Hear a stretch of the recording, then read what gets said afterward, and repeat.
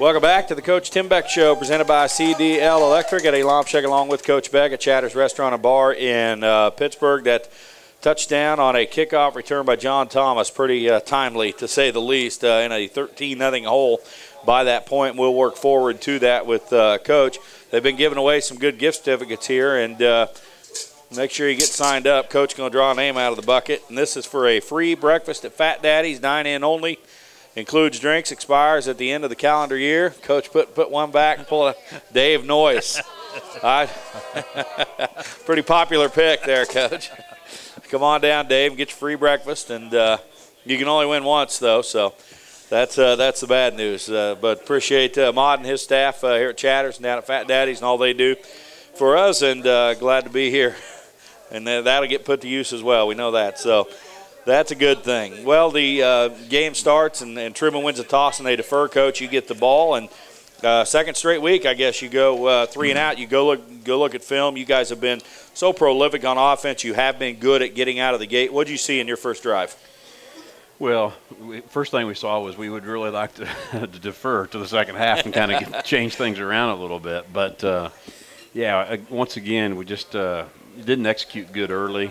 A couple of things that we didn't handle very good, and you know, Truman didn't do a lot different than what we saw. We just didn't handle a couple of things very good on the very first drive. Well, they get it back, and you know, good defensive field position. You have a good kick return first of all to start the game, but they're pinned at their own 15, and then end up second play. I'm not sure what I wrote down there, but you get an interception by Nate Drawing. He runs it down to the 14.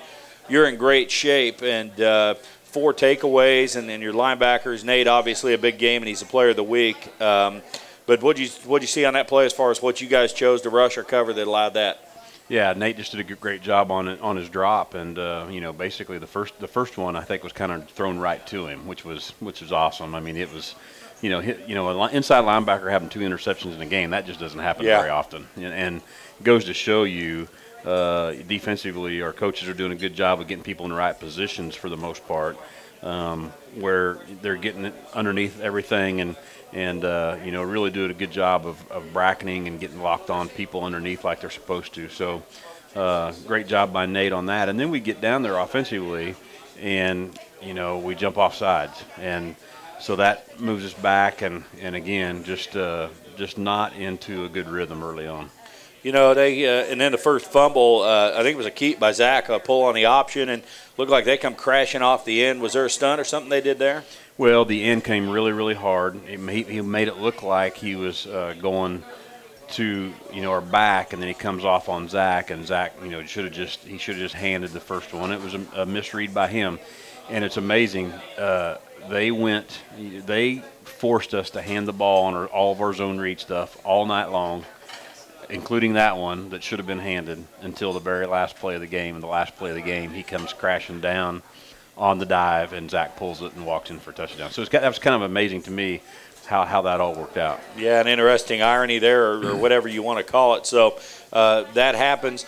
You know, in those interceptions, and this is a kid, this quarterback for them, he's a transfer from Lehigh, spreads the ball around pretty nicely. They run a lot of combo routes out in the flat, it seemed like, but when I look at the end of the night and they throw over 269, were you surprised he was only 16 of 40?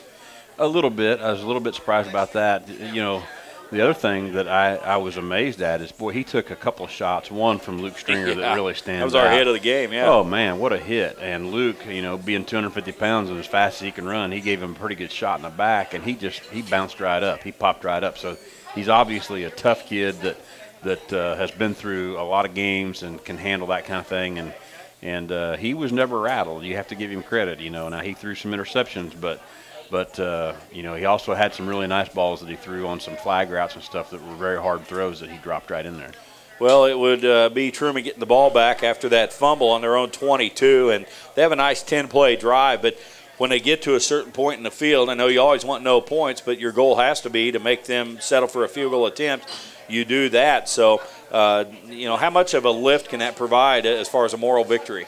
Well, it's definitely, you know, it's definitely a huge thing to hold them to a field goal once they get down there, you know. And for teams like that do throw it around a lot, then it makes it tougher on them.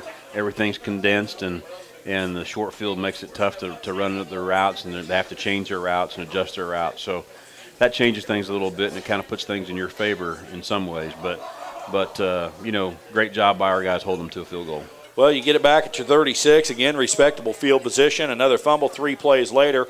You did have 1 first down on that possession. Was that the one, Bryson, that maybe the ball just hit and fell straight down? I believe so. I think that's the one where, again, we kind of got stood up, and next thing you know, it's 2 to 3 good seconds, and his forward progress just kind of stopped, and then next thing the ball comes popping out, and the umpire gives the signal the other direction. Well, it would stand, but again, your defense would stand up. 2 plays later, Chaz Smith gets a pick. He had a good night with 2 takeaways. What'd you see on that first one from him? Well, again, nothing special. He just was, in a good position, and Chaz is a guy that, played the bandit position last year and is playing the free safety spot, and he could play either position very well. And boy, I was really amazed at him the first game a couple times where he comes across the field. He's playing really, really fast.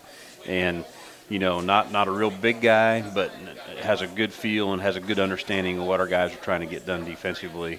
And, again, nice interception by him. Not your prototype free safety at 5'9" and 180 or whatever he is.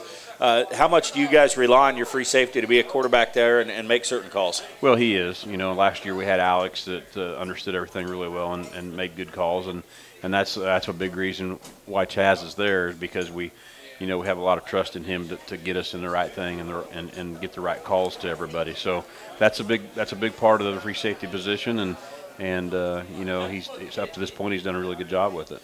Jason Pete's a transfer from Omaha back there as a kind of a backup, and he has that rangy build, 6'3", 185, 190, and still just a redshirt freshman. Do you feel good with the depth there? Yeah, we do. Jason's going to be a really good player, and we would have liked to have played him a little bit more the other night. Just didn't quite get the opportunity like we wanted to. Sometimes it becomes tough on when to put him in and out and do those kind of things, but we'd have liked to have him in the game a little bit more. And when we do that, Chaz will either give him a short breather or move him to the bandit position. So it ends up being a good situation. As long as we can keep all those guys healthy, we're in good shape. Yeah, depth is fine. It's good if they're healthy, I guess. You get the ball back after that, your own 38, get a first down, and then an interception goes up their sideline for a touchdown, and tip ball, one of those. It looked like maybe a little overthrown, but maybe catchable at the same time.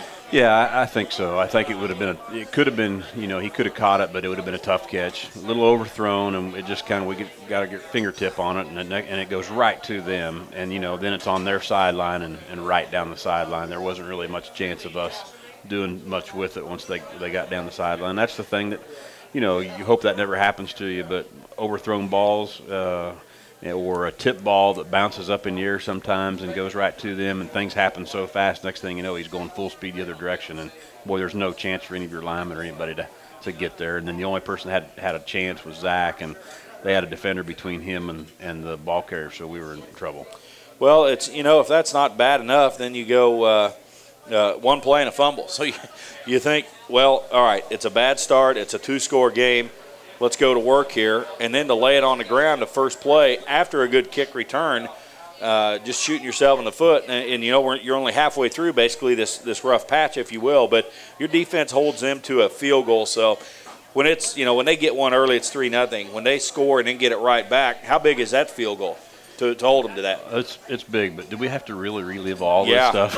It gets better. I promise. Because we were thinking the same thing there. You just have an interception and we get the ball back and turn around and fumble the next play. It couldn't have gotten any worse than it was. And man, you could just see their sideline just exploding because of the turnovers they were getting. And again, like I've said before, it could have been so bad at halftime. We could have really been in a hole, and we were able to really make some big plays defensively to keep us in it. Well, no bigger play than the special teams and the kickoff return. We heard that coming out of the break. John Thomas, that was a great night for you because of the field position those guys gave you, John's, and it looked like there was a time he was bottled up, but it just looked like willpower where he pulled a little spin move to stay on his feet. The neat thing about it is if you got John Brown and John Thomas back there, now who are they going to kick it to? Right. Because you don't want to kick to either one of them. So we kind of got to think ahead a little bit here on this and figure out where they're going to kick it next week, because it may not be to them. But the